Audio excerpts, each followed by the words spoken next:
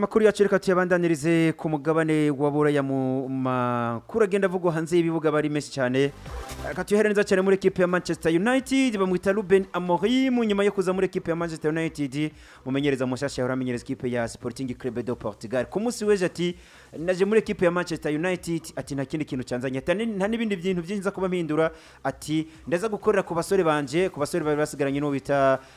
Rudi van Nistelrooy ndetse no bita Erik ten Hag ataho bikintu za gukora ati ndaza kwigaragaza kuri match ya mbere tuza kuba dukiko turekina muri weekend iyo nayo sindi kibaza ko bariko barakina baza ko barakina ikipe ya Ipswich Town ikipe duzi cicaro vyo mu cicaro ca kabiri ikipe novuga yuko nayo iri kibizamo neza muri England Premier League. Manchester United ngo baraza kuba bigaragaza muri weekend n'umenyereza mushasha Ruben Amorim bishobora gukunda kuko uravye performance z'abakinyagiye kubasangaho uyu mukoca Amorim novuga ko ni performance zimeze neza no musi wiswe Casemiro ariko akinana hagati n'wiswe Emmanuel Ugarte ubona ko bamaze kuba bamenyerana n'abasantinere beza kandi ugiye kuraba umukenyero w'uyu mugabo Amorim n'umukenyero ubona ko akunze gukinisha aba defenseur batatu hagati bane n'abataka batatu niyo tumuzi ko muri equipe yande muri equipe ya Sporting mu gihugu ca Portugal kiretse match imwe yonyene ya Man City yahinduye yakinishije 3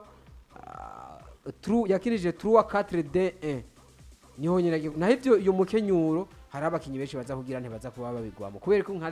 Reniero yamaze kuba ava mu mvune yagarutse mu mutima wa defense uza gusanga defense iri kina aba defenseur batatu uza gusanga ari De Ligt Reniero ndetse na Martinez ku ruhande rw'inyuma twabonye performance z'abasore bagiye batandukanye twabonye Casemiro yagarutse abawa Casemiro twabonye Bruno Fernandes yatanguye gutsinda ibitsindo twabonye bitwa Mariano Garnacho bagarukanye confiance idasanzwe shira Conor Mazraoui uno musare mu bakinyi baba nimero 3 bamaze gutera attaque menshi muri England Premier League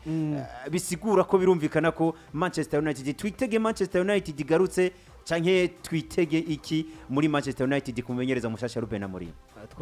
twokwitega impinduka nyinshi muri equipe ya Manchester United kuko ni Amorim ugiye kuraba no munsi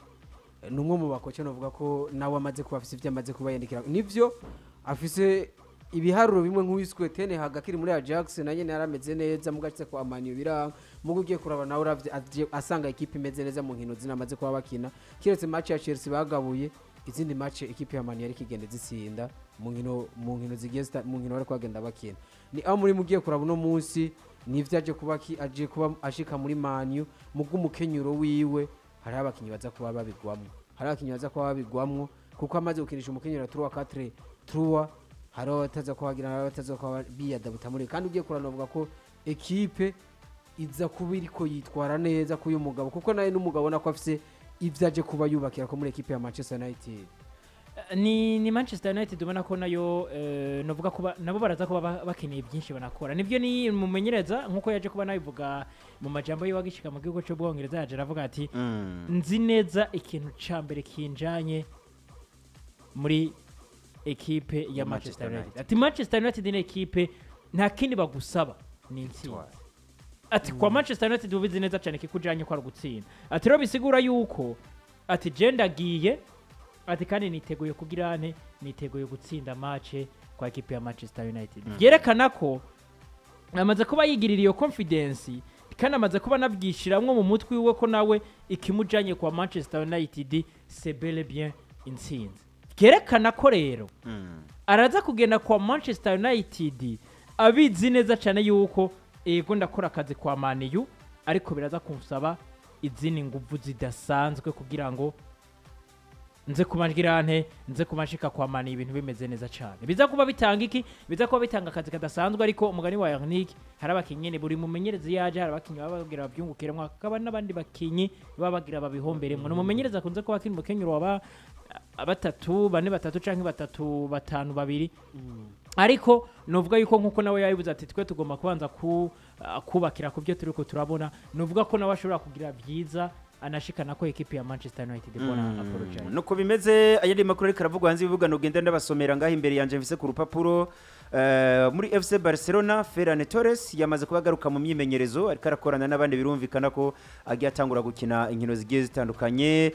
uwo bita Benjamin White muri equipe ya Arsenal umusore wo mwongereza kinishwa kuri nimero 2 amakuru si meza yamaze kubagira ikibazo cy'imvune aho binuganugana ko ashobora kumara indwi zigera kuri zitanu atari karagaragara mu kibuga kwa Real de Madrid. Thibaut Courtois ari mu bakino uvuga ngo bari baragize imvune, bari bamaze hafi ikingo kitari gite bari hanze y'ikibuga, bigaragara ko yamaze kubagaruka avuye mu mvune. Birumvikana